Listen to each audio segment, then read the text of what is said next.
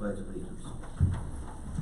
If we could tonight, maybe in your moment of silence, if you could just think of the town, and hopefully we have a wonderful, safe holiday, and all of our citizens have a wonderful, safe holiday as well. Thank you.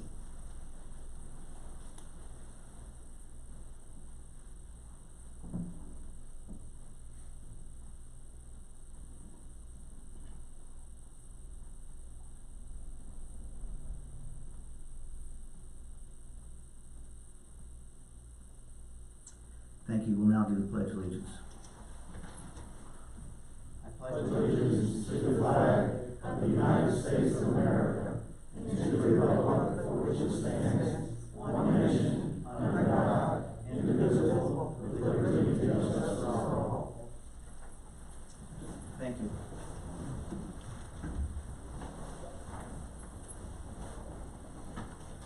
Roll call as follows. Everyone's here except for Mr. Serby. He couldn't be here tonight. Are there any additions to the agenda? No additions? Is there a motion to approve the agenda? So moved, Mr. Mayor. Is there a second? Second. Mr. Alger? Aye. Mr. I? Aye. Mr. Lehman? Aye. Ms. Robertson? Aye. Ms. Schick? Aye. The chair votes aye.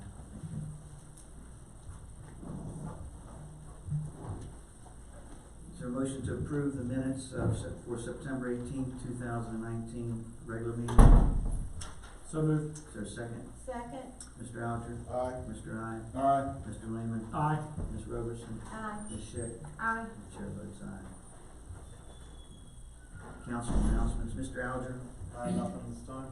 Mr. I? I have nothing at this time. Mr. Lehman? Mr. Mayor, I'd just like to quickly wish everybody that's sitting up here with me happy holidays, as well as our town staff and our town citizens. Thank you, Thank you very much. Happy holidays to you as well. Ms. Rose? Nothing at this time. Ms. Schick? I have a couple things. First, I wanted to congratulate the school for the publication they sent out to the residents. I'm sure you'll announce it, but it was very nice to receive it in the mail, and I appreciate it. And I thought that the articles in it were really well written, and I received it. But it didn't matter if you own Rent Your House. I think it was every resident, so it was nice for everybody to be updated on that. I also attended the DARE graduation, and so for the 5th grade and that program, I think they do it again in 7th grade. Is that right? My kid said that. Yeah, I think. Okay, just 5th grade. She's looking forward to a second time. I don't know. We have been singing the song. It's got stuck in my head. It's terrible. I also wanted to remind our council members to speak into your mic and turn your mic on. Not that it's a problem so far, but I had some citizens mention it to me recently, and so I said I would say something. And that's it. Just everybody has a nice holiday. Thank you. Thank you, Ms. Schick. Real quick, I'd just like to say thank you to everybody who participated in the Christmas parade and festival. It was awesome as usual. Some nice volunteer hours go into that. And, obviously we want volunteer hours, so that's our fuel. And I also want to say, I don't think I mentioned this, I don't think we've had a meeting since the statues were put up at the end of Colonial Avenue. But there seemed to be a big attraction, and there's a lot more coming. I don't want to give it away, but I promise you, you're going to be very impressed with what's going to be finalized down there. And I think that's coming relatively soon. So we'll see more changes coming. So the statues are alive. I noticed the movement. Anyway, so I'm glad for that. And I'd like to also say happy holidays and to those Merry Christmas and the rest. And, please be safe, and our employees, especially the ones out on the street, remain safe. And if you need anything from the council, please reach out to us at any time. Okay? Thank you very much. We'll start with presentations, and first one will be presenting Mr. Larry Roberson, our previous current Board of Supervisors representative, District 5 of the town of Colonial Beach, who's done that for a very, very long time. Larry, if you would come up here, please. You want to come over here too? This is his wife. It was like, that's So we'll do it together. All right. On behalf of the Town of Colonial Beach, it's with our deepest and heartfelt appreciation for your 11 years of outstanding service on the Westmoreland County Board of Supervisors, representing the citizens of the Town of Colonial Beach, January 1, 2008 through December 31st, 2019, presented by me and the Colonial Beach Town Council. And we just can't say enough how heartfelt it is for us to have you here, and we know that you're in the town with us, remaining, and we're going to reach out to you as much as possible for your help as well. Well, thank you very much. Thank you very much.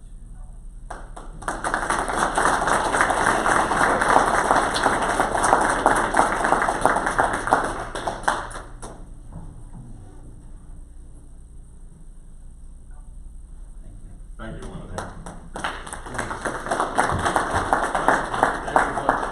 A good 12-year run, and I think I tried to represent the town often and on everything, and I'm not going anywhere. Yeah. I'm still around. Yeah, So, very good. okay. Awesome. Thank you all. Great, thank you.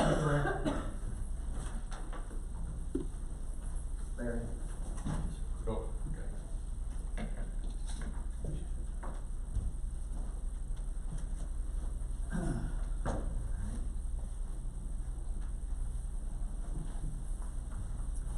Okay, next on the presentation is Mr. Philip Baxter from Motley's. If I could, I'd like to have the town manager do the introduction of this, please. Yes, Mr. Mayor. For the good of the order and the citizens, this is Mr. Philip Baxter. He represents Motley's during our request for proposal for real estate representation. We went through the government procurement process. Motley's was the awardee. I've had a chance to spend some time and show Philip all the greatness that Colonial Beach has to offer and all the real estate that the town owns. But I don't want to take away his thunder because he's quasi-local. He's originally from King George, Fredericksburg area, and he's already been proactively meeting with our local real estate agents so that they can find synergy for this sale. So without further ado, Mr. Baxter. Good evening. Thank you, Mayor. Thank you, Council. Thank you, citizens. I appreciate you coming out here tonight. It is cold. As Quinn mentioned, yeah, I'm not a Richmond City slicker. Born and raised in King George. Went to Old Dominion University, received my engineering degree from there eventually. And I've had a number of positions, mostly in sales, but I ended up in Fredericksburg working for the silver companies for a number of years. Did a lot of leasing and sales at Central Park and a lot of their shopping centers. So I know the area very well. I provided a low-tech paper copy for everyone to review of my presentation, and you guys have a hardbound copy. I'll start by saying I remember as a kid Colonial Beach being called the playground of the Potomac. And I think based on some of the things that are coming this way, that may very well come to fruition here in the future. It does have a small town charm in its proximity to Washington, D.C. and Richmond, MSA. I think will lead to some significant growth here in the future. I think also with the addition of the forward-thinking board and your town manager, I think you're very well positioned to be pro-business, unlike some of the other municipalities that I've worked with in the past that tend to be an impediment to thoughtful growth, is what I'll refer to it as. Right now, Colonial Beach has a number of affordable commercial properties, residential properties, existing land, etc. I think that's been the draw. There have been some early adapters from what I hear from Eric and other realtors and from Quinn that the trends are moving up on some of the valuations. And I'll get to the last bullet here, which is the bridge. I believe that's the game changer. You probably saw recently that they funded at least the first half of it, $463 million. It's a design build project in that this bridge has been built somewhere else, but they're going to design it and build it and come out of the water concurrently. So it's going to move rapidly. It's supposed to open in 2023. And at that point, there'll be 60,000 vehicles per day coming down Route 301. Now, if you've never seen 60,000 vehicles come down a highway, it's going to be enlightening. I have a project in Richmond right now on West Broad Street in front of Short Pump, and if you've ever been out there, it's quite busy. It's 40,000 vehicles per day. So people are going to come over that 4-lane bridge, they're going to turn left, and they're going to find you. So I think it's important that you get ahead of that, you plan for that. And back to my point about thoughtful growth, you've got some very attractive, valuable properties that I think in the next 3 years, with some planning, with some good communication with the town, you'll be able to attract the type of users that make sense here. I got an email from someone today with the Main Street project. Sorry, I haven't met you yet. She was mentioning the type of uses she'd like to see here, and I think I told her, casual sit-down restaurant is a good thing, but I don't think Hooters is what you have in mind. So those are the kind of things you're going to have to manage. Truck stops. Everybody needs a truck stop. That's probably not what you want. That's not what King George wants. It's going to be a de facto beltway around DC, just to take the pressure off of 95. So they're coming, and you need to plan for that. Page 3, I've just got a little overview of the Motley's companies. We're a pretty big operation. We're a marketing firm. So we own and operate the Richmond Auto Auction. We have a residential division. We have my division, which I have. I'm the managing director of the commercial division. We sell upscale homes over $1 million. We sell typical housing, apartments, what have you. We have an industrial division that sells equipment. We just had Biggie Crane sale. It was the biggest in the world. Literally, it was $30 million worth of cranes and equipment that we sold online in about 6 days. We do foreclosures, tax sales. We own and operate warehousing and logistics services. So we do appraisals, and we sell beads and trinkets and desks. So we sell just about anything. To that point, from a marketing standpoint, we're a little different. We have an in-house marketing director. We have 2 in-house graphic designers, and we have a social media and media advertiser. So we're very proactive when it comes to marketing. When you go to look online on Google for something, and these annoying ads pop up asking you to buy things, we may very well be behind some of that. So we enter in keywords like resort, waterfront, mid-Atlantic region, investment, and we pepper those all through the internet. And when somebody clicks on Virginia development resort, you're going to probably see an ad that says, hey, properties available on Colonial Beach. Those are the kind of things we do. That's how marketing is done today. At least that's how the young people in my office have explained it to me. I don't ask how it happens, I just know it works. So, next page, I do want to I've included a list of all the properties that I've been assigned to work for you guys on right now. We've got about 4 structures. Most of them are down here on Irving? Yeah, off Irving. And then we've got a number of parking areas, and we've also got, I believe, the fire and rescue over here as well. So I don't want anybody to panic. You won't be homeless. Quinn has assured me of that. There are many places for you guys to go.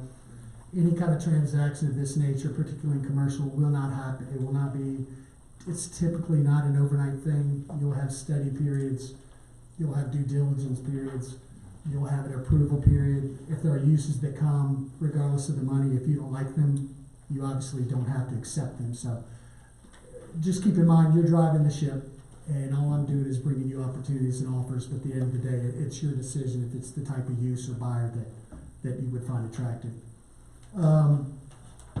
Next page, I have a graphic of, and I've identified all of the properties that Quinn is in the town you guys have assigned to me to focus on today. I know there are many more, but we'll start with the ones that make sense. The bank building, I think, is attractive. I know that Quinn has already had a lot of the debris removed. I think I may use that as a staging area and set up easels and an information area, so when we bring clients to the town, that's a location where I can talk to them about what's available and be able to look at the water and show them, the beauty and the opportunities here. So I appreciate you doing that in such a short term. Overall map of Colonial Beach I've included. And then the next page, just a little bit about SVN Motley's. We're a franchise. We're about 1,600 agents worldwide. We have a number of product chairs and councils that specialize in things like commercial, retail, warehouse, resort, apartments, multifamily, investment sales. I can collaborate with just about any specialist within my organization, and has been extremely helpful since I've been with the company now for about 7 months. So I went to Richmond to run this group, and to date it's been extremely busy. The market is still very, very strong. So I don't see that ending in the foreseeable future. For those who are worried about a downturn in the economy, we may very well see a blip, in my opinion. We're not going to see 2008 and 9. I think we'll just see a little dip, and we'll keep on getting it. There's just a lot of strong indicators out there. This, on the next page, is Park Place at Short Pump. This is an example of a property I have for sale right now. It's an 82,000 square foot shopping center right around the Ring Road in Richmond. PetSmart anchored. It's a who's who of national retailers, many of which I have relationships with and the ability to contact. I know a lot of times, particularly in some smaller municipalities, everybody wants Chick-fil-A and Starbucks, Trader Joe's, all those good things. What happens is commercial follows residential, so they look at rooftops. And I know a lot of great locations that aren't approved for those uses just because of rooftops alone. So they have the recipe. It doesn't mean I'm not man enough to take a no. We'll still go after those folks, but we'll probably go through a lot of people to get those types of retailers and developers and investors interested. I think the closer we get to that bridge opening in 2023, you'll see a significant uptick in interest in your community because it's undiscovered. I mean, back in the 1800s, I think I mentioned before air conditioning, this was the playground. This is where you came to cool off. Well, we all have air conditioning now. So there's no reason why Northern Virginia and Southern Maryland and people north here won't find Colonial Beach. So this is another property we own and operate. It's a warehouse in Richmond, 200,000 square feet. This is an example of a piece of property I have for sale in Westmoreland County, 56 acres. I have a number of properties for sale in Dalvern, King George, Stafford, Fredericksburg, Richmond, Colonial Beach. Since I moved to Richmond, it seems like I'm spending more and more time here in Fredericksburg and Colonial Beach than I ever did, which is a good thing. So they keep making gas, I'll keep burning it. Another overview, just of SVN, the franchise. We did $12 billion in sales last year. One of the things I mentioned to Quinn was, after we get the signage up and we have a discussion in general about pricing, I'm going to have a broker open house, and I want to invite all of the real estate community. I've already met Relda and Eric and Jimmy Coates. There you go. His signs everywhere. Those are the people that have boots on the ground here. Those are the people that understand the landscape. I've always said brokers are your customers. So one of the things we do at SVN is we guarantee 50% of the fee 100% of the time. We cooperate with all realtors, all brokers, period. What that does is it keeps brokers and realtors who sometimes like to pocket these listings and not share that transaction with another realtor who may or may not have a better customer. That will drive your pricing up. We've determined on average about 9.8, 10%.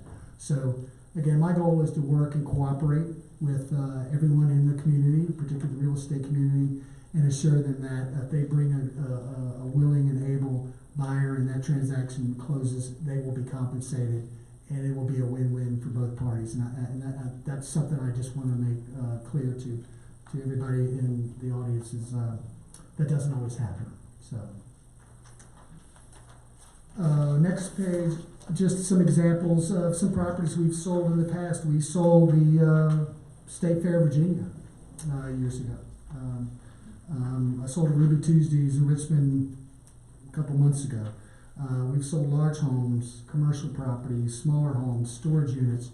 We have a pretty wide depth of understanding of all these types of products. and a really good support staff back in my office, in particular, and back to the marketing. That's really our strong suit, is getting that message out there to as many people as you can, as fast and efficiently as you can. So we do a really good job at that. Next page is the demographics page, just something I pulled for you guys, just to show you what your average household income is, population, 1, 5, 10 miles. That's a typical radius that we use in the commercial world. So I think many of you are very familiar with that demographic data. And last but not least, this is my Ain't I Great page. This is just my resume. Just a brief summary. Some of the deals I've done, from nail salons to Target, CVS, PetSmart, Staples, Ross, office buildings, etc. So I've been at this a while. I've gotten pretty thick skin over the years, so I know how to ask people to look at something, make an offer on something, and complete a transaction. I'm really looking forward to work with the town, the community, and in particular the real estate community, because again, those are the boots on the ground. Those are the people with the local knowledge. Those are the ones that are really going to, in addition to my activities, I think make this thing happen and give me the knowledge and understanding of how things work around here, because I know Colonial Beach very well and I'm from the area, but everybody works a little differently, and I hope to get up to speed as quickly as I can. So, any questions? Happy to answer them. I'll mention on my bio, it's got my email address and my cell phone number. Yep, Eric, and I think I've got yours, but please call me. Again, I want to make sure, if you guys know, please let all the other realtors know that I'd like to get together somewhere in a group setting and just kind of brainstorm and talk about the best ways we can move forward. So, Do you mind if I ask 2 questions? Sure, go ahead. I assume you're going to put it in Bright and LoopNet? it will be on CoStar, which is LoopNet. Yeah. Crexy, Okay. which is another CoStar. These are commercial databases. They're not residential. It's just commercial. Any other residential type properties, we'll put them on the multiple listing service. I'm not familiar with Bright. We don't use Bright in the commercial world, but we Bright can. has a commercial, half of it is commercial. Half of it. Yeah.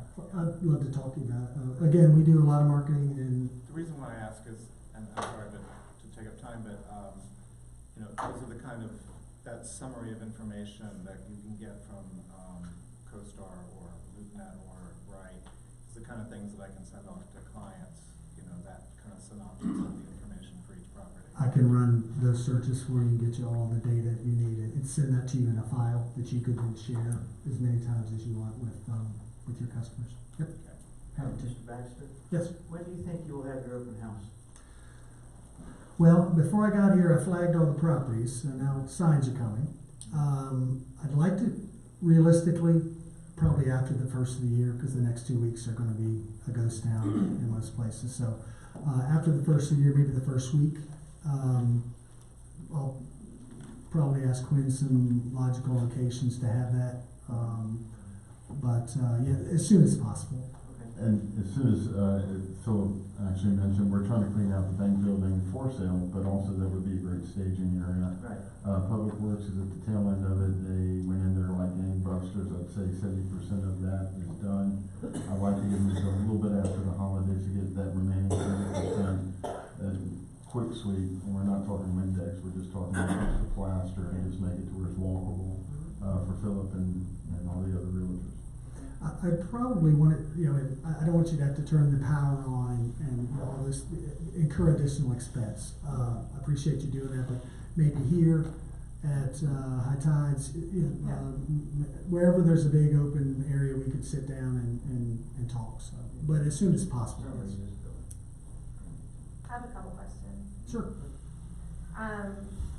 One is that on your map here, that's flagged, and I'm not sure if anybody had gone over the property with you yet, but yellow box at the bottom that has a small building with an octagonal sidewalk. It's a bathroom. Right, so we're not selling that because it's brand new. So I was just told it wanna- was for sale, but I'm happy not to sell a bathroom. That's fine.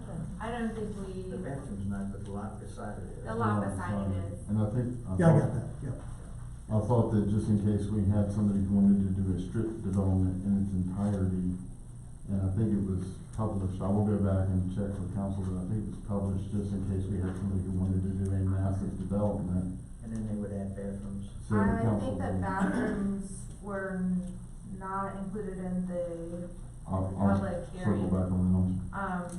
certainly wouldn't have been in any of the emails that I had sent.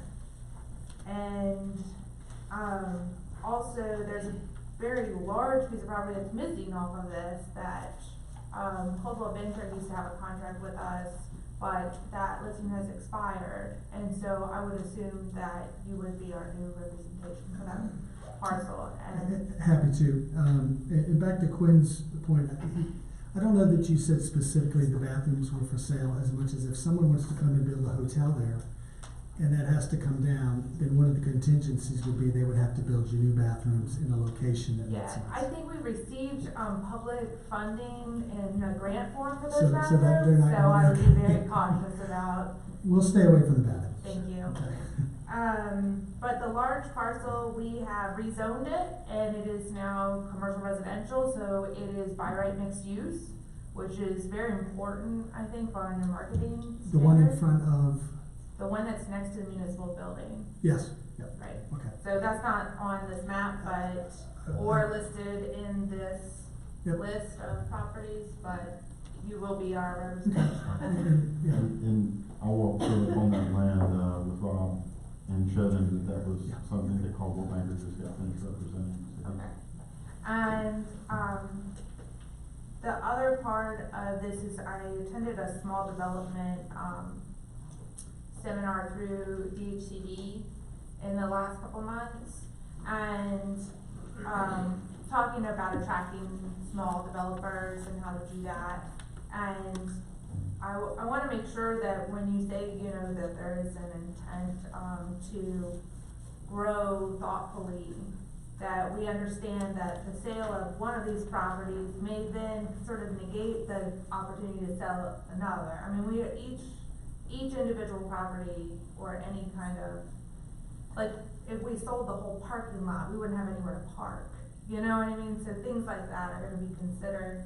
I would caution against signs all over town also. I hope that we don't have 17 for sale signs. I've only marked 15 sites. I'm just kidding.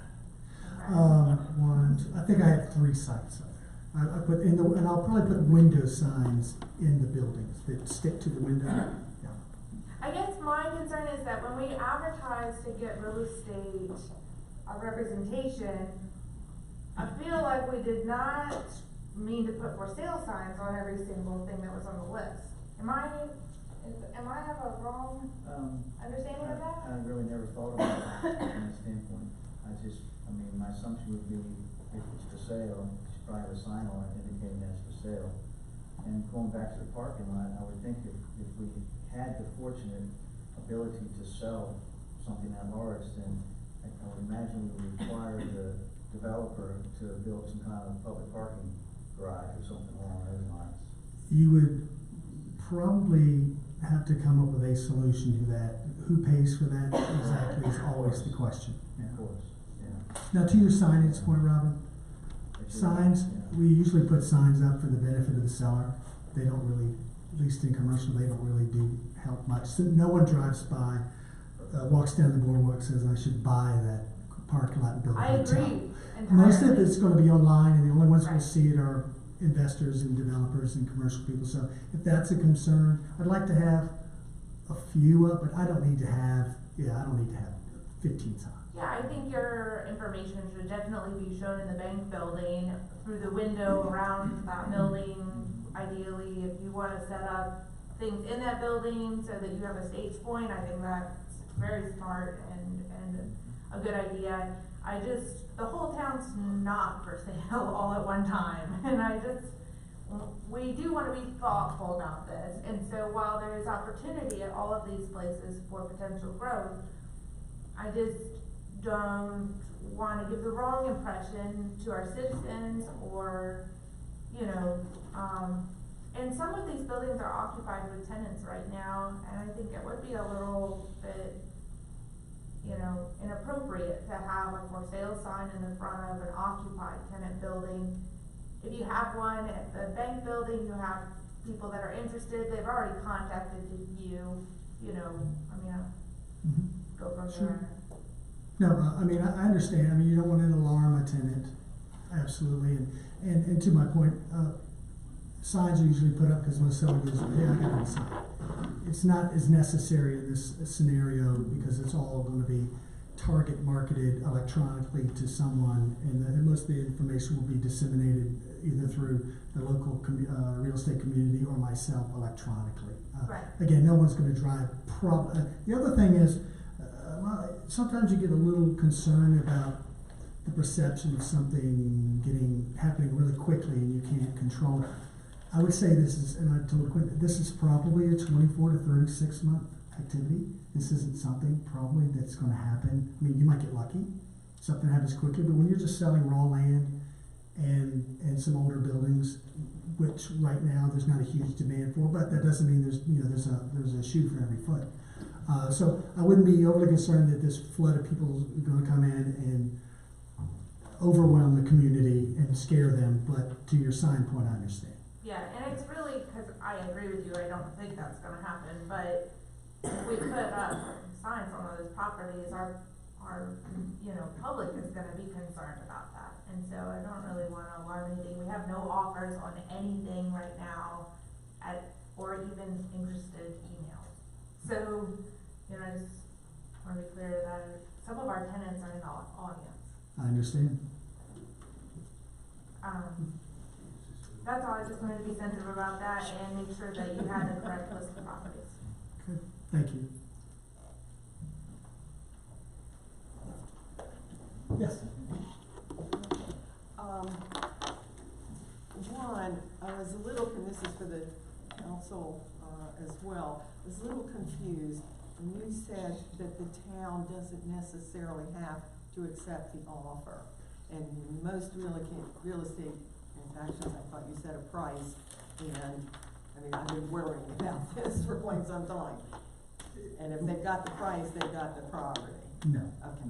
No, the offer would go to the owners, and the owners would decide if they're gonna sign at the bottom and create a contract, and if they say, we don't like this and we don't like the price, they sign it and say, we're not doing this. Okay.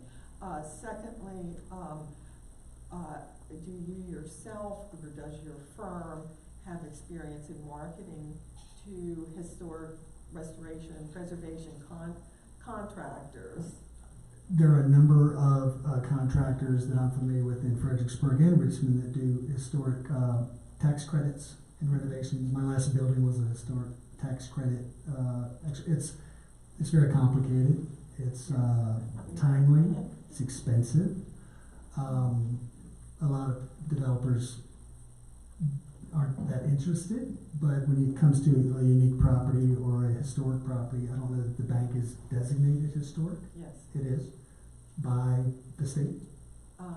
The survey is going to be occurring this year. Okay. Yes. Then that It would has be been something that previously. someone that had that type of experience would get involved in it, and it's probably a smaller group of Now, we do have a complete list of building and construction trades and contractors and developers that we got from DHCR, who've done historic restoration work, and we'd love to supply that to you. In fact, we would like to advertise to that group. I think that's the only question for me. I have a Okay, question. thank you. Because we've been told by the historic preservation folks that it's not complicated and it's No, I got no restrictions and we can do anything we want with it. So I'm not understanding Okay, That's- from the discrepancies. that is a misunderstanding, okay? There are no, if you purchase a historic property and don't want to restore it. There are no restrictions. You don't have to, you can even tear it down. But if you do want to restore it and qualify for the tax credits, there are standards that you need to meet, and they are not easy. And it's one of the reasons we've been interested in doing a technical workshop for building and construction trades people so they understand it. And then secondly, that it might be quite possible, and Mr. Serby suggested this, that our local, this is another angle of it, getting our local building and construction trades people work through the sale and developing these properties, that they might want to go on as subcontractors with that list of people I just described. So, just to be sure, off microphone. I don't know if it's. It's okay, I can, Thank you. All right, sorry. Go ahead. the mayor says it's okay. So the question is, if somebody wants to buy the bank building, which is an historic building, and doesn't want to, Use the tax honor credits. use the tax credits, they can do that, correct? Much less restrictive than. Okay. They can do Tax that. credits is a whole nother thing. Gotcha, thank you. So it would almost even behoove them to keep it in a historic looking style, but not have to go through all the historical. Well, if you go through the historic tax credit thing, you save 30% Right. on the cost of the construction. Now you jump through a lot of hoops, Right. it takes more time, but if you put the time in, Yeah. you do get the benefit of the tax I credit. think it could go up to 45% Or maybe if 40, it's it income depends. producing. Yeah, so it just, there's a bunch of, That'll be up to each individual purchaser and contractor. yeah, but to your point, you could just buy a historic building and rent it. And you could tear it down. That's our fear. I don't know that you can always tear it down. Well, I don't know, but there is nothing in the historic district that would prevent you from tearing it down. One more question I would have, and I've said this before, so most of you've already heard it, but, so what I'm fearful of are people coming in and buying properties just to hold them.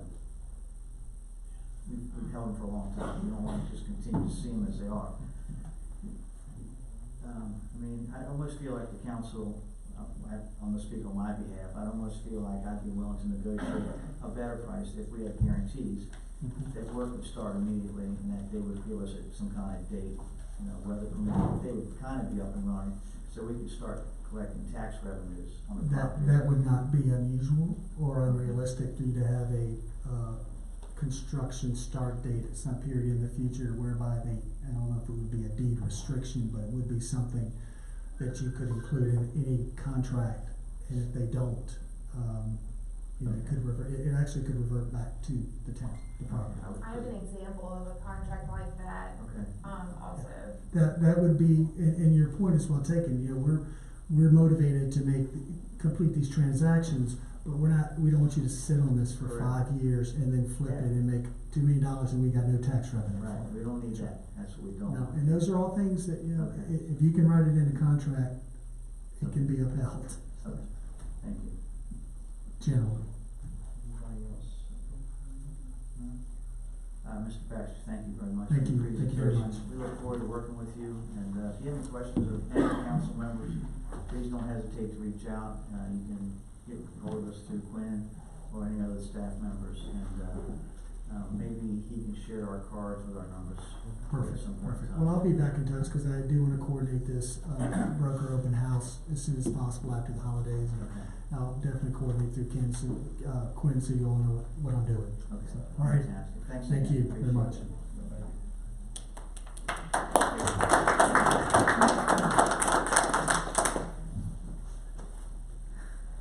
Okay, Richard, show us what you got. Thank you, Mayor.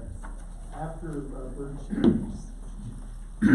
after presenting the text of the beach and boardwalk regulatory and parking signs at the last meeting, we worked with the 1717 Design Group in Richmond to make a mock sign of each. They're the company that worked on the wayfinding signs. We wanted to match the design and the font of those signs, keep the same character. So I sent them the text. They tweaked it a bit. One thing I want to note, they encouraged us to put "Welcome to Colonial Beach" at the top to make the sign a little friendlier. And if you remember, we're trying to balance aesthetics, make them more friendly, but also try to get the message across of our important regulations, so they're not intended to be really heavy-handed like some of the current signs are. So, and if you recall, the intention is to place these back-to-back, perpendicular to the boardwalk and beach. A very limited number, one or two in the center and on each end and at the parking areas, and place them on a nice black metal pole. So I want to present the regulatory sign. I'll pass that around. I'll show that for the audience. That's very, I think it's very crisp and gets the point across. And if I can pass this around, if you see that. That is the regulatory sign. Here's the parking sign, very basic, but very clear. There was some discussion on whether to put the seal. They recommended against it to keep the sign from being less busy. Something that you all need to consider. However, in staff discussions early in the week, I understand there's a possibility that we may be going with a parking system that will not require the individual to put a receipt on their windshield. Under the current system, that's a very important thing we need to get to folks, but we may go with one where they don't need to do that. Therefore, the language will not be necessary. So we're recommending holding off for a couple months on these signs until we get some better understanding of what we're going to do with the parking signs. Last thing we want to do is get these made and then have to put tape over them or whatever. So, but I'll pass this around as well. So I'm welcome for feedback tonight, or if you have comments, whatever, just get those to me.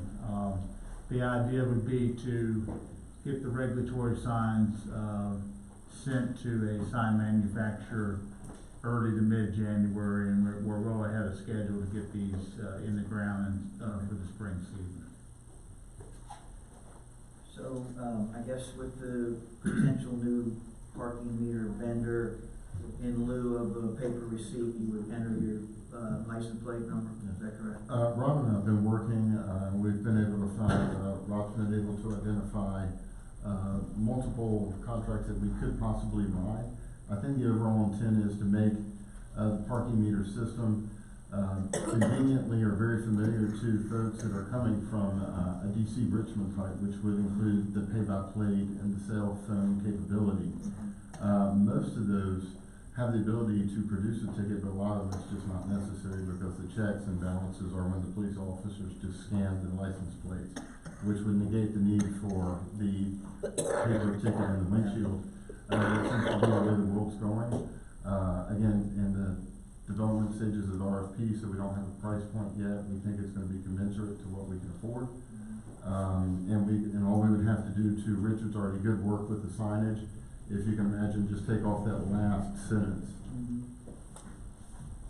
right here, and then keep the continuity of the sign, and then they would just perform any activity that they needed at the parking meter itself. Additional instructions, depending on what type of system it is, we could always put at the meter, and most meter systems are pretty walk-through these days. I was able to navigate Chevy Chase earlier this month, and I didn't mess it up, so that's a good sign.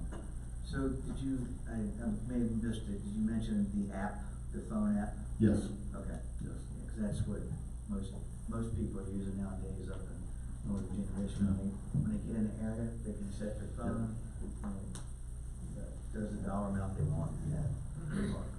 Is the one that, well, when you put out the RFP, you'll get responses back, but do we know how to put out the RFP and contact the kind of system that uses the Panda app, I think is what Northern Virginia uses. I'm gonna write Panda down because we were looking at Richmond and DC. It would be fantastic if we could just ride what they have. Yeah, because I recall you can even go on your phone, reserve your parking space in advance, Park Mobile. Park Mobile? Park Park Mobile. Mobile's with the Yeah, Park Park Mobile's County, one. Alexandria. Yeah, Park Mobile. Okay. I think DC, I don't know, I never been to. parking. It's Okay. called Park Mobile. Panda is venue parking? parking, yeah, it's like- Yeah, that's a It's like private parking company. garage. Oh, okay. Panda lots, yeah. Okay. They're like a third party. They are, they're like, you go to stadium and stuff Like like the that. people own the lots and then they. You know how many times I go up there? Never, but I have paid to park on a Panda app. But, It's like if okay, you go so to it's park in the called- National Stadium. The municipal lots You are go different through though. parking Panda instead of going through the Nationals to get the parking thing. And that's- So that's like That's our buying. intent is to marry up with Park Mobile or Right. something to Park that. Mobile, okay. The majority of our tourists are probably coming from a urban area that are very familiar with that, and we're trying to make that transition. Park Mobile. They live down in, Well, Vicky says she can do it, so we can all do it. can do it, anybody can do it. Understood. Mr. Mayor, I just have one additional question of the town manager. I know when, I was still with Bruce on the police department, we had to purchase radios and we piggybacked off of a contract, I think, with Fairfax or Prince William County or something like that. We do that a lot in Arlington County, piggyback on Fairfax, their RFPs and such, and just do an addendum. And we looked into that for this type of equipment, is that a possibility to where we could maybe have some cost savings? We've been starting to look into that, and that's on the plate, but also we're looking at, the NCPA, and also, which is the national procurement, group that, is for municipalities too, so we've been looking at that one also. But Along with local contracts. I know the good thing that cause I park a lot in Arlington, they'll just put up a sign that says you're in this zone, and you enter the zone, it's already got your tag number in the app. And, you know, you pay digitally and it's there, you're good, and they'll even send you messages when you're getting close to running out and all that stuff. So we don't have to have those parking meters everywhere that'll take cards, you know, you can do it all electronically, so to me, that would be a great cost savings as well. I think typically I would think that typically you have some signage reminders in the areas, you know, that, you know, like Rich was saying, we certainly don't wanna make signs and then redo them again. But to council's point, definitely want to keep the signs minimalist as we discussed and keep that to the bare bones minimum. And we would love to, as Councilman Freeman pointed out, be able to acquire that type of system that makes it easier with the zone. Also for our police officers who can simply just scan as they walk through. The efficiency, but also the economies of scale just in terms of normal work operations would be fantastic. I know Rob has been able to find a website to where we can start looking at these RFPs that Alexandria or Fairfax or similar counties already have in place. And they usually do, to your point, sir, have riders where we can attach.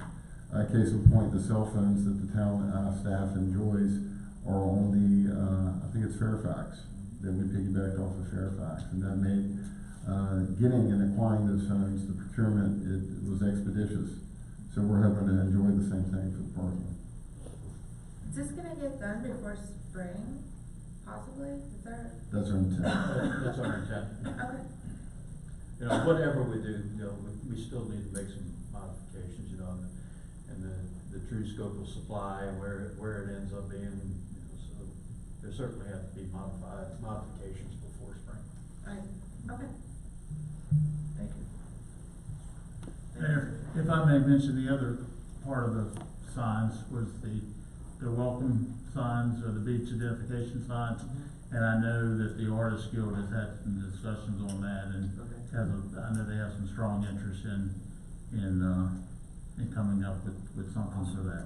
Very good, that's great, thank you so much. Okay, thanks everyone for that. Next is Colonial Beach Schools.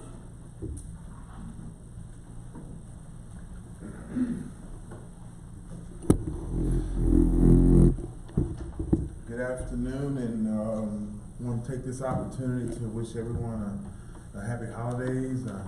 I know that everyone is looking forward to a nice break, so I want to wish you guys a happy holiday and a nice break. Just one quick announcement: the school division is developing a resolution to bring to you for consideration with regard to accessing the CIP fund that we had just recently set up, and also to present a capital improvement plan for you all to take a look at.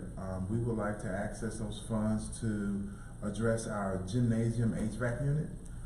We are putting out an IFB. It should have went out either last week or this Friday.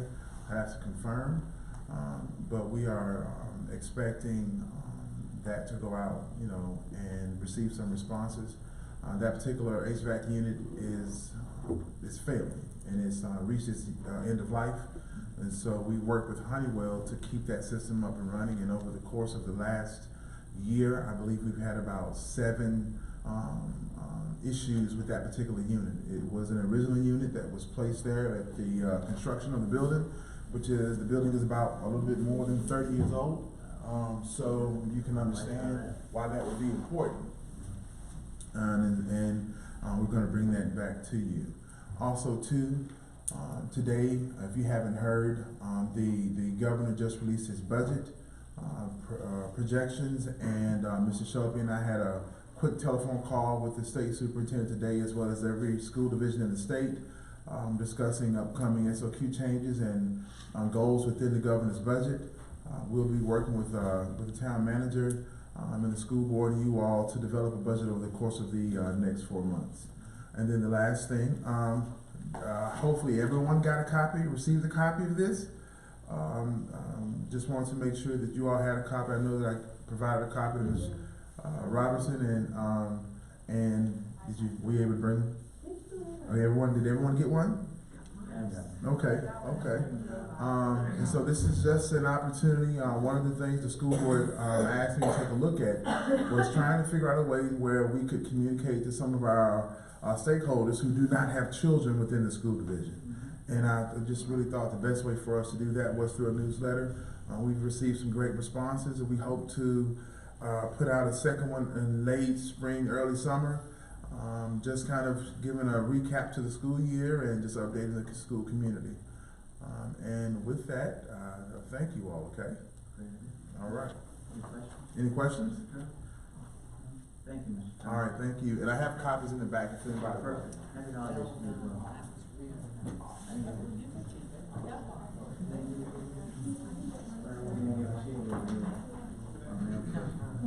Yeah, she said I got one. Y'all should have. Yeah, they're all out in the road there.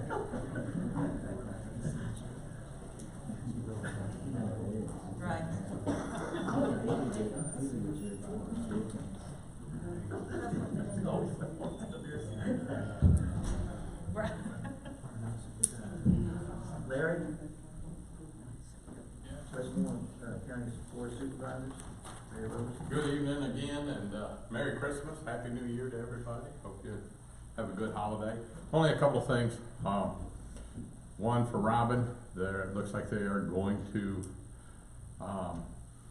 renew the enterprise zone for several more years, and I think we've included a couple of other areas. Hopefully the town and the county will be able to use that and bring in more businesses and stuff in the town. Can we ask for a presentation here on that?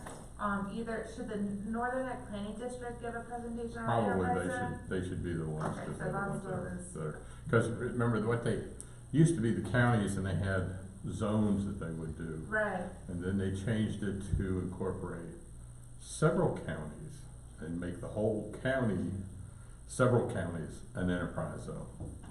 So that's kind of what we're going on. It's been that way. I'd love to get an update on what it means and what the Jerry benefits Davis are. will be able to help you out on that. Perfect. So he's good. And the last thing is as I was parting, I wanted to make sure that the board, and Woody Henson said that he would make sure that that came about, is that we need another crew at Oak Grove for the rescue squad. And I've since learned that there's probably going to be another couple of crews at the other places too. So you're looking at about 30-some people that have to be hired, plus part-time on top of that. So we definitely need a better coverage. The radio tower out here should be active in the end of January or so. It's somewhat together now, and they're gonna keep working on it to make sure, it all works and syncs with everything. So, your stuff should be going up there now or close to it. It'll all be inside and everything, so here should be more protected and work better for the police department. That's about it. Anything else? Any questions? Thank you very much. All right. Thank you all. Good luck. God bless. Take care. Thanks, Larry. Thanks, Larry. Planning Commission? Wayne?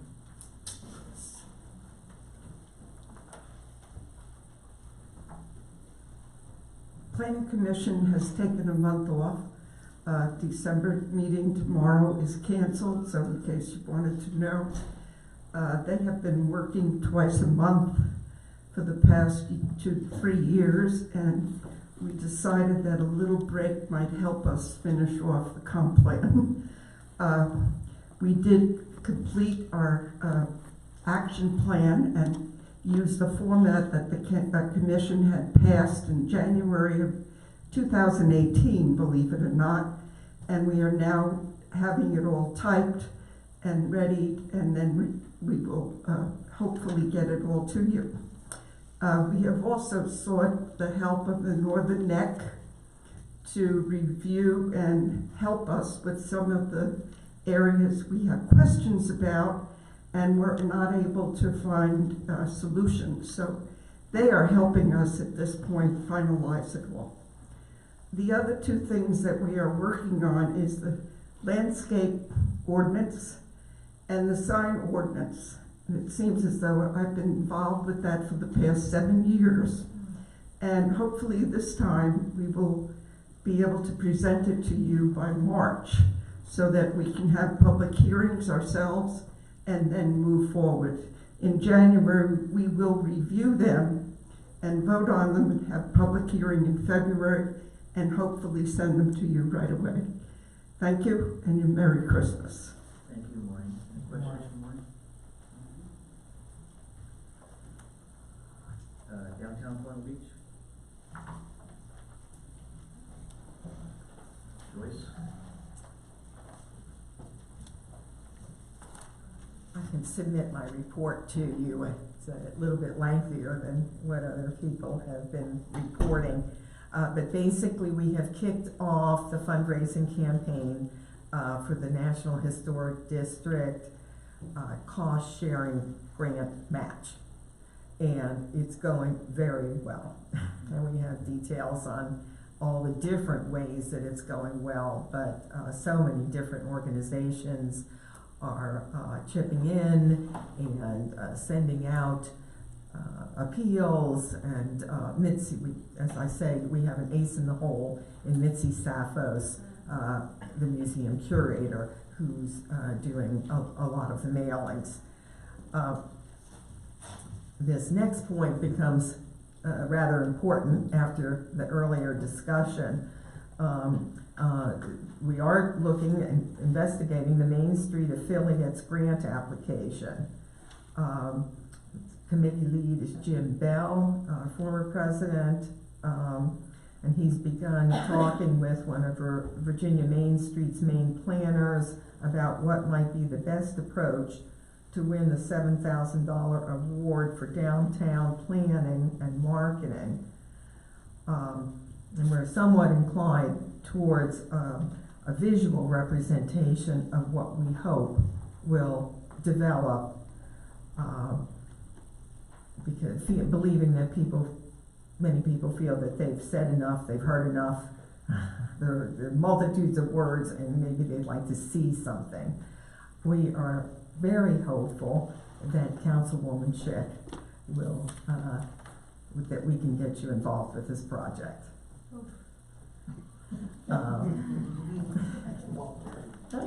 Not to put you on the spot or anything, but for us not to reach out to try and accent your talents would be a serious oversight. So we'll be after you. So To bolster shopping downtown, we went around town and took photos of great gift ideas from various stores, all kinds of stores, from Rankin's to Artist Alliance to Coldwell Banker, and we put them on our Facebook site to encourage people to actually enjoy shopping by coming into downtown Colonial Beach. And we've got really unique gifts here. The first save the date notices gone out for the Osprey Festival on April 18th.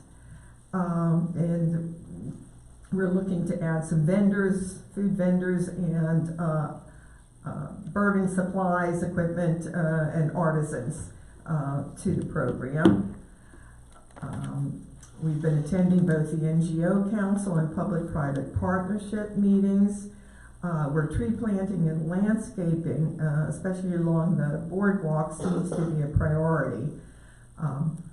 And DCB supports that, but we'd also like to get back to working on greenscaping along Colonial Avenue, and hope that the research done on planting trees elsewhere might help us on Colonial Avenue as well.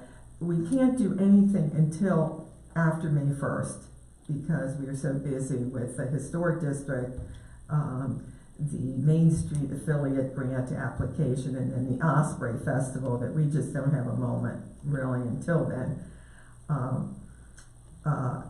However, we do remain interested in how do we get local tradespeople and contractors work in any development that occurs, including historic restoration. If you have any ideas, please let us know. We would like to knuckle down on that. Find some time to really fit that in, working maybe with Mr. Douglas. And we've also, well, first I'd like to say that we want to thank you for your support. We wouldn't be here, we wouldn't exist if it wasn't for the modest amount of money that the council has provided to us, and the wonderful support we've gotten over the last year. And we have produced a annual report, calendar year. This is a homemade document. We're sort of like the mouse that roared, that we have a itsy little bit of money. And I think, as you'll see, through the generosity of townspeople and the collaboration with the other non-governmental groups, that a lot has been able to get done and spun off. We might start something and then someone else picks it up. So I'll pass this around to the audience. And if we could get that back. We only have 2 copies. We had to get the Coldwell Banker to print that. Color printing is very expensive. And I'll pass it around to council. And that is, and we'll leave these with you. Okay. You have questions? I have a question. Concerns Colonial Avenue plantings or whatever. Since we've been talking about this for a long time. It concerns what again? I didn't hear that. Colonial Avenue revitalization with the plants, trees, shrubs, whatever. So a lot of places we've all gone, we see the flower, the plant hanging on the telephone poles, on the sides, like we've done with the banners. Yeah. It'd be lovely. It's a very affordable fix in lieu of putting things in the ground until we can get that done. My geraniums are still alive. The red geraniums. Wow. But so just food for thought. I mean, that seems to me like it's a very inexpensive fix. If we have banners already, if we did, every other pole or every third pole with something like that, it would just add color, maybe take dye off of some of the stuff that we're currently trying to fix. Just food for thought. So. Early on, that was one of the strong desires of one of our board members, and we'd love it. Yeah, that's, to me, it's pretty simple. One thing that occurred to me that might, I've actually touched base with somebody about this, and that would apply to a lot of different situations, is getting a grant for an individual who is disabled. There are various ways that sometimes you can fund people with disabilities to do watering. And one of the issues with hanging planters is that they need watering. But it might be, and also Torrey Smith Park trees need watering. And us 70-year-old ladies carrying those buckets to the other side of the field, we could use some help. So one person is looking in to that possibility, and many towns do have wonderful flowers. We had so many issues with right-of-ways, VDOT, and Dominion, and everyone else that could be an easy fix. And it probably wouldn't require more than 10 plants on that road. So. Now, we did survey Colonial Avenue because it looks like trees and landscaping would have to go on private properties. And so we did survey up and down the street which properties had room for trees or shrubs, and whether or not they had sun or shade. But these other things came up. We had to put that on the back burner, but the next step was to get the addresses of those people and see whether or not they would be willing to have a tree planted. If we have to raise the money for the National Historic District before the Osprey Festival, and so it's possible that the funds raised from the Osprey Festival could go to trees.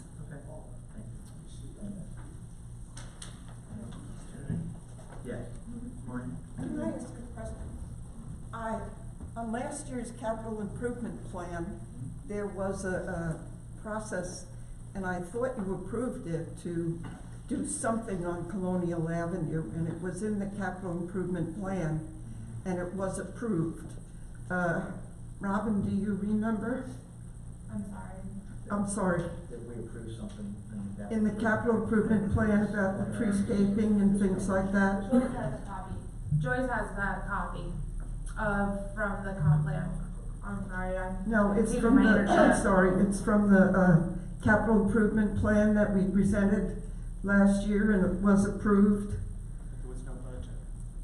So you didn't have any budget for those items? In the CIP is a listed need, but it was not funded. And the planting plan that Bob Busick drew in the diagram that was attached with the CIP, Joyce has a copy of that. And so there's our planning department. Okay. Now, I'm not 100% sure that is workable. I agree. Okay. Right. All right, so we haven't funded any part of that yet, though. Okay. But we were working at one point in time to see if the tree had roots, and it sounds like after May, maybe we'll look into that again. We did send planning and zoning out to remediate zoning violations along Colonial Avenue. I think they had quite a bit of success in that. You might remember, is that correct? All right, Chamber, Susan? Good evening. My apologies for missing the November meeting. Trees Father's making slow and steady progress that we're very happy with. Thank you for the warm thoughts and prayers. So I'll briefly cover 2 months worth of information. Events updates. So the first thing I'm going to talk about is Bike Fest. The Colonial Beach Bike Fest continues to be a large revenue generator for many businesses in the shoulder season. October sales and use tax info is positively impacted every year due to revenues generated by Bike Fest. But as we know, Bike Fest is very expensive to host. The Chamber has most of its accounting in for the 6th annual Bike Fest, and it looks like that will show a slight loss for 2019. As a reminder, the Chamber is a nonprofit And as with most of our events, we're looking to bring in money to town businesses and not break the bank with our own revenues. We do, however, hope for a positive return on our investment. It is with this in mind that the Chamber Board of Directors and the Bike Fest Committee will be deliberate about and detailed in planning and decision-making for the 7th annual Bike Fest, Colonial Beach Bike Fest, which was approved at the December Board of Director meeting. We look forward to working with the town and other NGOs to grow the event in ways that are beneficial to the majority. The second event was the Candidates Forum that was held on 10/23/19, and it was a well-attended event and a joint venture with the Colonial Beach Community Foundation. On December 7th, we had the Santa's Wonderland and Winterfest Parade. This is a time-honored Colonial Beach event, and it saw new interest this year. Susan Janese of Flack Shack, the town's marketing firm, advised that winter events are seeing a rise in attendance. This was certainly the case for Colonial Beach. Once a locals-only event, Winterfest 2019 became an attraction for families outside of Colonial Beach. The sights and sounds inspired wonderment for children, young and old. New additions to the town hill decorations added majesty, and face painting, letter writing, arts and crafts, bike raffles, holiday music, pictures with Santa, and more entertained even the most curmudgeonly Grinches. Thanks to all the volunteers who made such a wonderful experience. The lighted boat parade hosted by the Colonial Beach Yacht Club. Speaking of winter activities, the Visit CBVA post about lighted boat parade held on December 7th went viral with over 20,000 hits and 700 people indicating that they were going to attend the event. 7 boats bedecked in lights, inflatable signs, and music sailed up and down the shores of Colonial Beach to the amusement of onlookers. The town pier was packed, cars flashed their lights, and horns and bamboozlers sounded from the eager audience. It was a lovely holiday celebration. The holiday dinner, business meeting, and election of the 2020 board took place at the Lighthouse Restaurant on December 11th with over 50 members in attendance. We thank Tim Trivett, Westmoreland County 5th District Representative-elect, for being our guest speaker. He provided insight into the history and his commitment to Colonial Beach. The meal was delicious and the service was impeccable. The 2020 Board of Directors were elected by approval of the slate. Now on to other business. And some of this I think we're going to double touch here. Our Collaboration Council meetings were held on October 25th and December 3rd. The Chamber, Colonial Beach Community Foundation, Downtown Colonial Beach, and the town used this forum to facilitate public-private partnerships and discuss how NGOs can support the town with initiatives that are beyond the scope of the town's financial capabilities. The first project is an outcrop of the Boardwalk revitalization and includes securing additional seating and trees for the boardwalk area. I attended the Northern Neck Tourism Northern Neck Planning District meeting on the 28th of October at Westmoreland State Park. An outcome of that meeting is that Colonial Beach stakeholders will have the opportunity to attend a Tourism on the Move event that will take place in January. Up to 20 people will tour other parts of the Northern Neck to learn about their attractions and businesses. And this is really important to tourism. There's a professor from Tech who did a study for Northern Neck tourism, and it showed that people who visit the Northern Neck don't tend to stay in one place. They tend to travel throughout the Northern Neck. So this Tourism on the Move, the intention of it is to get people from the different areas of Northern Neck familiar with the other areas so that we can refer people who come and stay a few days with us and plan to go elsewhere where they might be able to go, and similarly, if they're in another area of the Northern Neck, to encourage them to come to Colonial Beach. So we will be doing this familiarization tour. We haven't set a date yet, but it will be in January of 2020. The mayor and I attended the Virginia Outdoor Plan meeting hosted by the Virginia Department of Conservation and Recreation on the 29th of October. This regional meeting preempted a 5-year update of the outdoor plan, the state's outdoor plan, and we submitted a 3-page document summarizing Colonial Beach's outdoor activities and initiatives for submission for inclusion in the revised plan. The Chamber's last social networking event of the year took place on Monday, November 4th at White Point Manor. It was well attended and included many new faces. Business networking is alive and well in Colonial Beach. The town special event permit was discussed at the NGO meeting with the town on 11/7/19. A unanimous decision was made to add a 10% administrative fee for each vendor for all events. The event host will forward the fee to the town upon the completion of the event, and event hosts will not be required to collect the vendor business licenses. The quarterly NGO meeting took place on December 4th.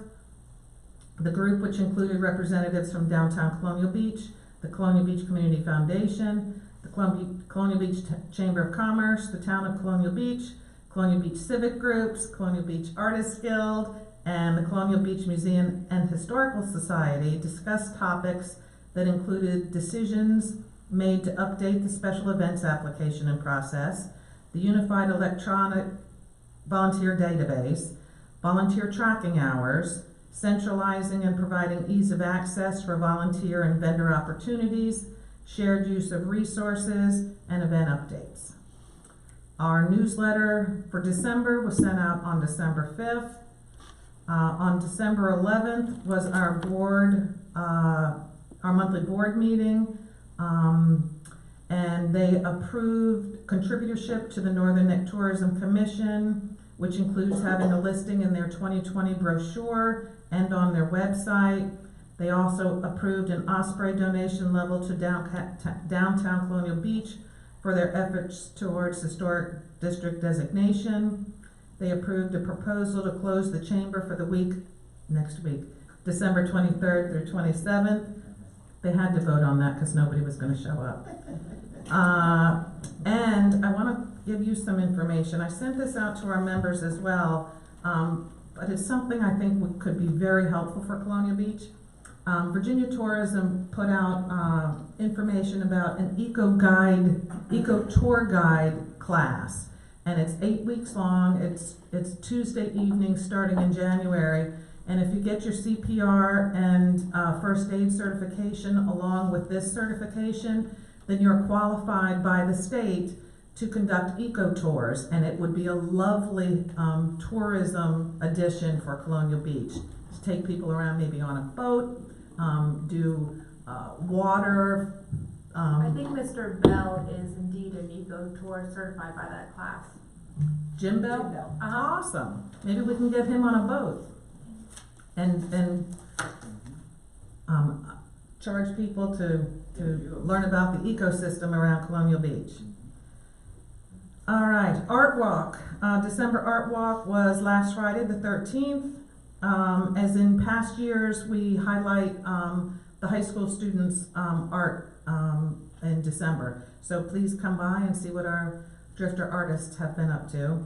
And we'd like to thank the town council and the town of Colonial Beach for your continued support. Any questions? I have a comment, back to the boat parade and that whole thing. I don't know if you guys saw it in the public, but entire Urban Avenue, there wasn't a parking spot, period. All the way up to the town pier. I mean, it looked like 4th of July crowd or a full summer crowd. The pier was pretty packed, and we heard from Bobby Hooker, who was trying to leave taking pictures with Santa to get to the beach to take pictures of the boat, that during the parade, cars were just stopped on Irving to watch the parade. Yeah. And the ones in parking spots faced the water for the boat parade and then turned around and faced the road for the Jeep parade. So it was a great, great day in Colonial Beach. Yeah, it really was. Something to look forward to next year for sure.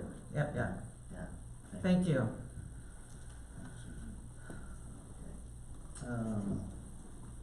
Beach Community Foundation. Good evening. Happy holidays to all you guys and ladies. Just a few things. Sorry. First of all, there was the Colonial Beach Community Foundation had its elections for officers this past week, and we finally are able to let Dr. Farney, step down as president. He's been trying for a little while, and we finally allowed him to do that. And I was elected to be the new president of the foundation. So you'll be. Thank you. So I have been giving these presentations for a while, and you'll be hearing them from me from now on. But I do want to make just a few comments about Dr. Farney. He's not here to be embarrassed by what I'm saying about him, and he asked me not to do this, but I'm going to do it anyway.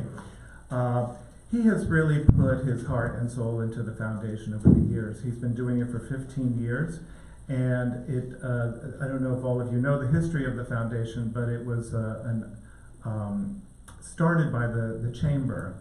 The Chamber had some projects it wanted to do, but it couldn't do it under the auspices of the 501c6 status that they had, so they created the Colonial Beach Foundation as a 501c3 offshoot foundation. So. And that was 15 years ago, and Peter's been at the helm for all of these years, and he has done a really remarkable job of turning this organization into basically almost an afterthought into something which is now an important dynamic part of our community.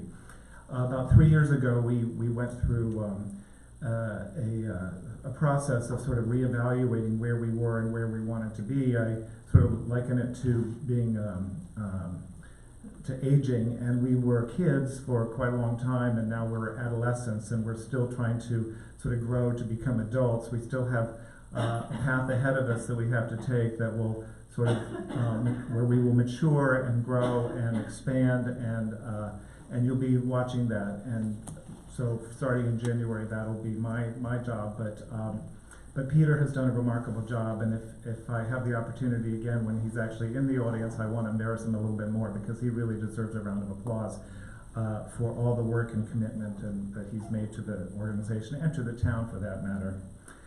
So in the elections that we've had, we've also elected new board members, and I'm really, really excited about the new folks that are on the board. Ann Swope is on the board now, Marcia Feldman, Kathy Cabry, and Andrew Walker, A.B. Walker's son, is on the board. So we really have a dynamite lineup of board members, and I really have a lot of positive feelings about our growth potential into the future.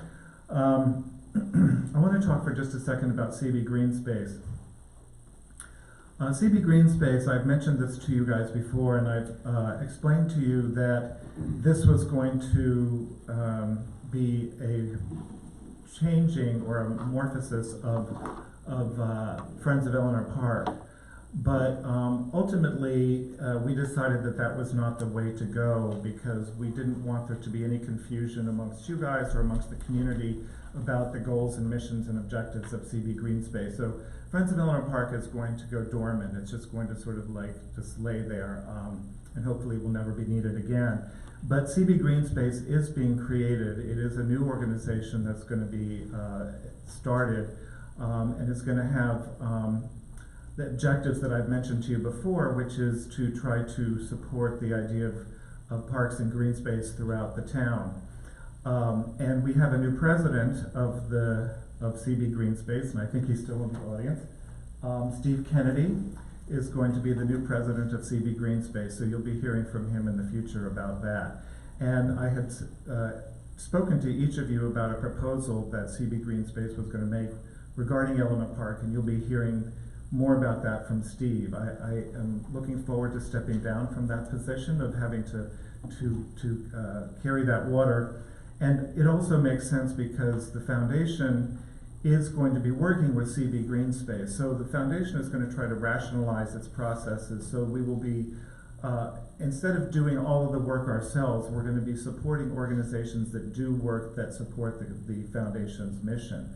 So for example, BAM is one of the projects, you might say, of the foundation. They are sort of incorporated into the foundation. So we are hoping that we can work out a relationship with the BAM so that they handle all of the activities that the foundation might do related to the students and the kids in this town. So it's a way that we can sort of just be the organizers and the funders of all of these organizations. So CB Green Space is going to be one of those kinds of organizations. Explaining all the various NGO types of meetings that we've participated in. I will just comment on the Collaboration Council, which I guess is a name that I don't know who gave that to. Maybe it was Quinn, I don't know. But anyway, this Collaboration Council, which is the NGO town joint venture to try to figure out ways to fund some initiatives that the town doesn't have the budget for. And I will just make the observation that Peter sent out a form to a bunch of the NGOs and to the town asking for projects that needed to be funded, and he hasn't received anything. So he's still looking. I mean, I told him not to be too discouraged, and that we're going to continue to pursue that effort to try to figure out what are the projects that the town and the NGOs want to work together to try to fund collaboratively. I'll just say one other thing. Because I don't have anything else to do, I have put another hat on my head, which is that of the Artists Guild Board. So I've just joined the Artists Guild Board, and there might be, from time to time, some things I might want to say about what the Guild is doing for the town.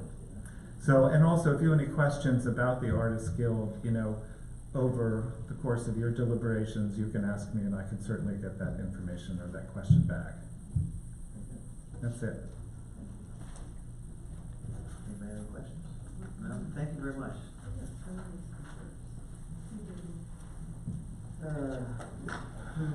Does he represent Colonial Beach Recreation too? No. No, she didn't ask me to do it, and I thought she's actually in town. I don't know why they're not here, but.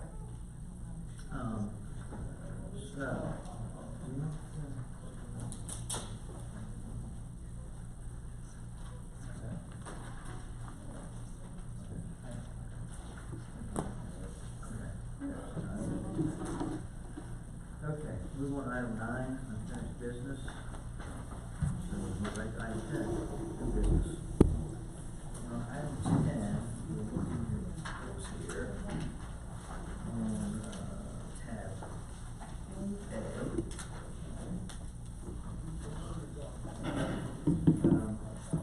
A. Item 10 is resolution 49-19, which amends number 01-19, establishment of dates and times for regular town council meetings.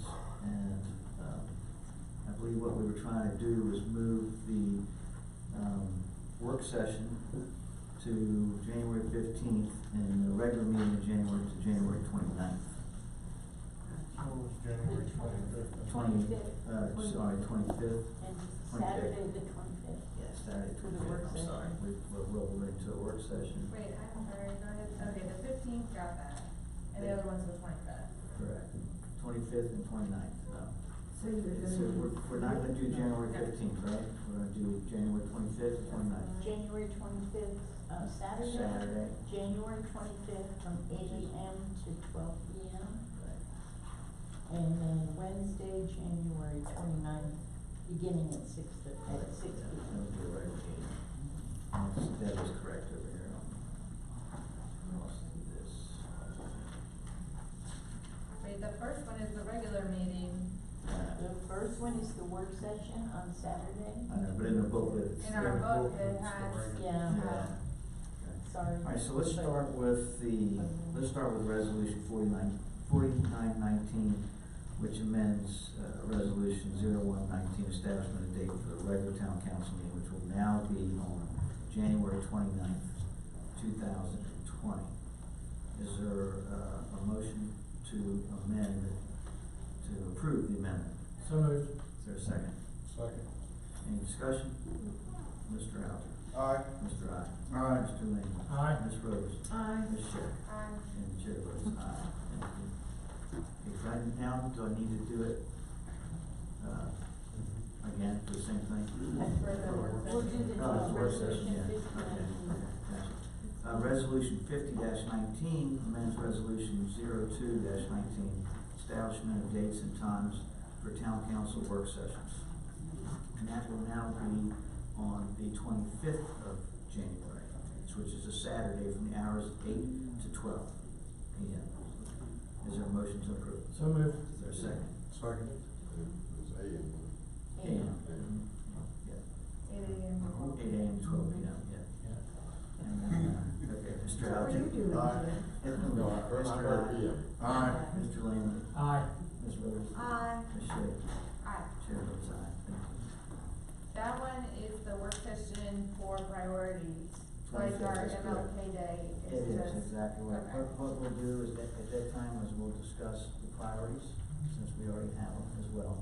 And then the bylaws, if there's any other changes, but since we have a consistent. Mr. council. Mayor, please use the microphone. I'm sorry, we'll discuss the priorities. We have a priority list, a running priority list, and, we'll pull that back out again, see where we are with those, as we do on a regular basis anyway. And then, also we will, what is it? Bylaws. Bylaws. Okay. And since we have a council list without change, Got it. unless there's, somebody needs to change something, bylaws, it should be the same. Okay, all right, thank you. Citizen input?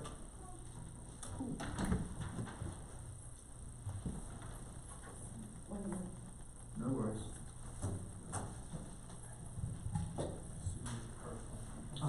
Yeah, I'm the only one I know that I was on there. Okay. I had a couple questions. Can y'all hear me from here so I don't have to? Yes. Okay. Couple questions. First, on the boardwalk. I know that the new place looks, the new sections look great. There are a couple section parts of the old one that are trip hazards and dangerous. Is there any plan to fix that? Because there's a couple spots that are, I mean, like you can sit and watch people trip. Right in front of Riverboat and further up there's two, I'm sure Robin knows what I'm talking about, where most of it is cut across and. I do know what you're talking about because my stroller catches there. Okay. It is bad. Well, it's obviously something we don't want to be a trip hazard, so I'm sure as part of the remediation of that area, we'll have that somehow smoothed over. Yeah, it's getting bad. I was curious about the riverboat because we actually extended the plaza to take up one section that was beyond the original. Is it the one on, because I haven't been down there in a few days because it's too cold. Okay, so it's further. Yeah, it's more on this side of the riverboat and yeah, the whole way across, that's on, we're sure I'm where Robin's talking about. Yeah. Okay. It's bad. Okay. I'm sure Yeah, I'm there we working go. on the same, like. Yeah. And there is another section where there's about that much of the boardwalk that's okay, and on either side, it's bottomed out and needs to be replaced. So I don't know if that's in the plan or not. I notice it more than people who walk because I'm on Yeah, the scooter. no, totally get it. Right, No, now, Yeah, it's a mess through that car. But also, normally by now we have had the discussion of the audit, and the audit report has come out, and it is required by state code that it be done by December 31st in a public meeting, and there is nothing on the calendar, and nothing set that I know of. Okay. I just looked the state code up to confirm that I was right, and it is by December 31st. Is there any plan for the audit to be released before then? No, we've gotten with our auditors that we hired. We are running late this year. The next time that they're due in to Colonial Beach proper to receive the audit information is in early January. We anticipate being able to put something in front of council in late January. We've had ongoing discussions with the auditors. They're well aware. They're also familiar with state code, and we've been able to digitally send them probably the lion's share of the audit material so we can continue to push forward. That still does not, the state code requires by December 31st so that it be done. So along with what Susie's saying, who's taking care of state compliance? They are or we are? I'm gonna loop back around with the auditors to address that. Okay. Jim, is there anything you familiar with on any of that? I understand the state code requirement. I don't know that there's a penalty, but it's, I'm sorry. Yeah. I understand the state code requirement. I don't know if there's any penalty or not, but the auditors are aware of the situation, and Okay. I guess they're getting it done as soon as it can be done. Okay. That's all we can say. There is a penalty listed. In the event that a locality fails to obtain the annual audit prescribed by this subsection, The auditor of public accounts may undertake the audit or may employ the services of certified public accountants and charge the full cost of such services to the locality. Yeah, I could see that if we didn't already have an audit firm, but we have a robust. I'm just saying there is, Yeah, it is we do listed have a there, and I robust know audit normally. firm who's well recognized within the state. I'm sure there's some, I don't know, this is the first I'm hearing of it actually. Okay. That there's a delay, quite frankly. Well, normally we have it in November or Right. December at the Yeah. absolute latest. I know they were there for a couple weeks. Yes, they were there, and then there were some things that we still owed them, and then the schedules conflicted, and of course, we have a contractor that helps us with their schedules as well. Yeah. Next thing you know, Christmas is on us, but we've been almost, I'd say at least weekly, almost daily, discussions Okay. with the firm. Okay. Thank All you. right. Thank you for bringing it to our attention as well. I know normally it's on my calendar that, okay, I should have this by this date, so I can write on it, and I was like, wait a minute. Okay, thank you, Sue. Walter?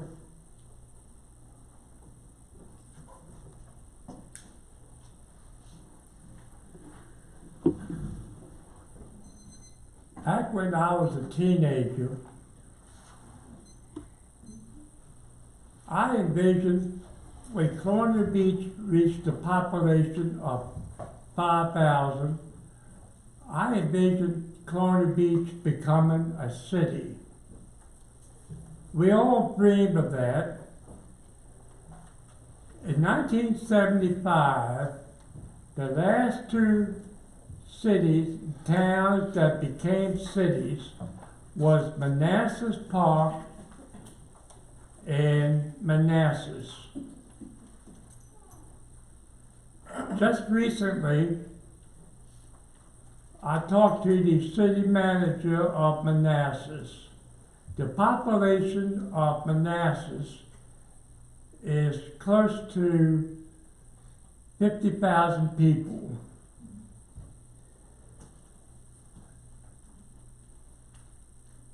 There I envision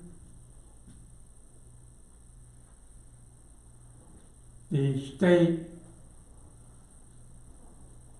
let's see, let me back up a little bit. There, when the towns became cities, there were a couple cities that asked the General Assembly to revert back to become towns because they could not afford to become cities no longer. Then the General Assembly put in a moratorium to make it very difficult for any more towns to become cities in the Commonwealth of Virginia.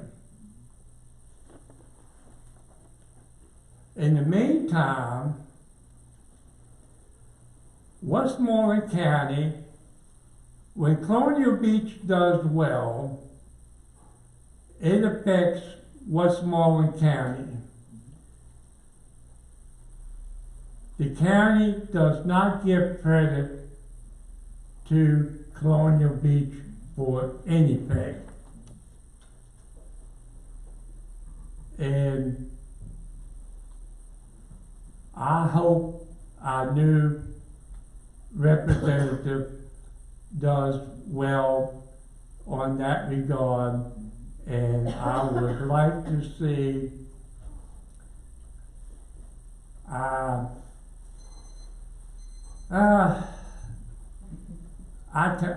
I'd like to see. I think I said enough. So I wish my town has a good, safe, and happy Thanksgiving holiday. Thank you, Walter.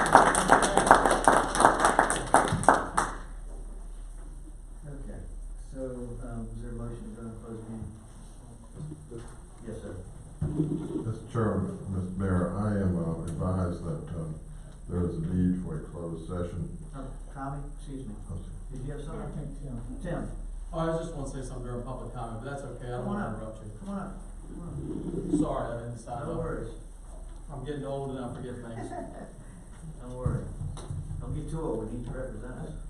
I just want, Tim Truitt, and I just wanted to, I heard a comment tonight about a rescue squad going to be at Oak Grove, and I have actually heard that a couple times, but I would ask that somebody, and I'll look into it myself sometime in January, do a little research about that, because that rescue squad really belongs in Colonial Beach.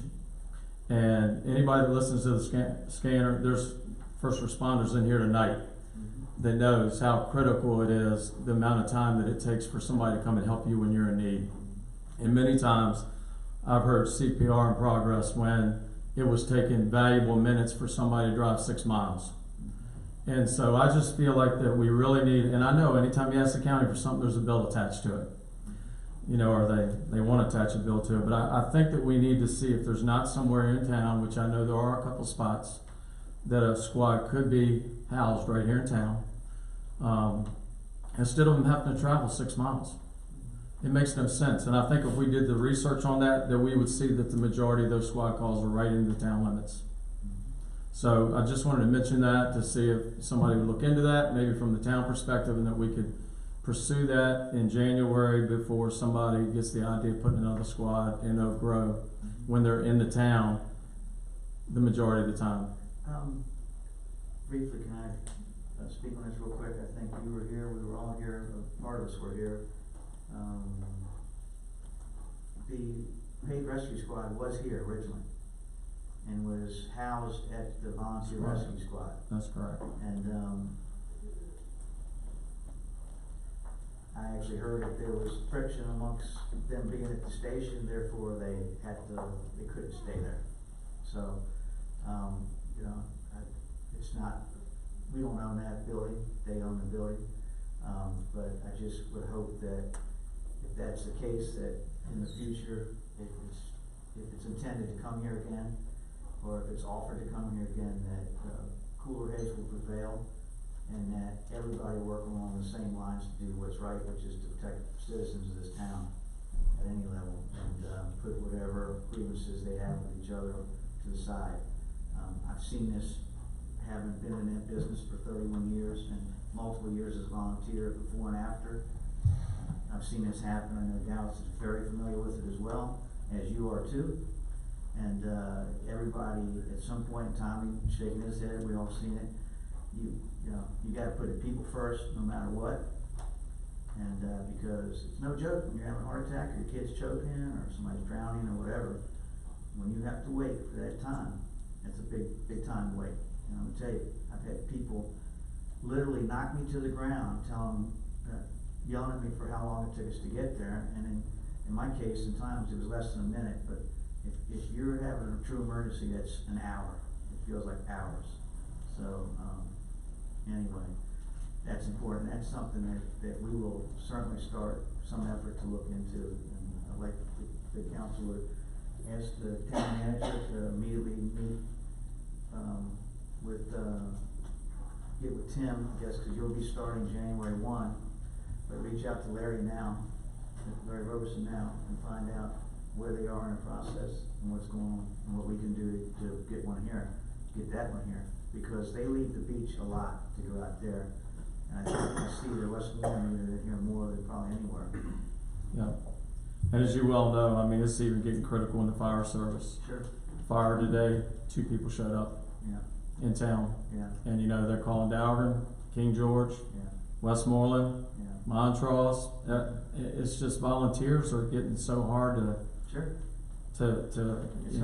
them to do anything. And you know, it's because of the training requirements and everything else. And but I think there are other options. We just need to explore them. And I don't think the answer is to put that squad out there. Yeah. So I don't want to get too deep into it, but as you know, there's rotating times that you can do. You have peak response times where you will provide services, and then they can move back to the road or whatever. But right, that's pretty usual. And then of course the end result is need be you hire private ambulance companies to come in and provide service at some point in time. which we don't want to do, we don't need to do. We have a robust EMS system here, the rescue squad. I think they want to do what's best for the community. Absolutely. They work really hard at it, just like the fire department does here. So, but it's a tough nut right there, I'm gonna tell you, it's nationwide. Well, and if they're gonna build another building, I mean, that building they got out there is really small. At Oak Grove, it's not big enough to house another squad. I mean, it's one bay. So if they're gonna have to build another building anywhere, add onto that building, maybe Lenore or somebody in this area would be willing to donate a small piece of property to do that. So there are some options out there, and I think that maybe those meetings, if they take place before they actually do that. But I think the statistics are there to show that the majority of the calls are in this town. You know, and it's something I think is critical for our folks, for safety reasons. But I look forward to working with you. And any information that you have that you want me to take down there, I'll be more than glad to do that. And I'm really hoping for collaboration and you know, us all working together and keeping things just going the way we can keep them going. Yeah. Okay. Awesome. Thank you. Thank you, Tim. Mr. Mayor, I understand there's a need for a closed session for, under 4 topics. One, under 2.23711A1, discussion, consideration, or interviews of prospective candidates for employment, assignment, appointment, promotion, specific performance, demotion, salaries, disciplining, or resignation of specific public officers, appointees, or employees of this public body. A discussion of consideration of the acquisition of real property for a public purpose or the disposition of publicly held real property, where discussion in an open meeting would adversely affect the bargaining position or negotiating strategy of the public body. That's paragraph 3. Paragraph 7, consultation with legal counsel and briefings by staff members or consultants pertaining to actual or probable litigation. And paragraph 7 and paragraph 8, consultation with legal counsel employed or retained by a public body regarding specific legal matters requiring the provision of legal advice by such counsel. Mr. Mayor, so moved. Second. Second. Mr. Allen? Aye. Mr. Allen? Aye. Mr. Blair? Aye.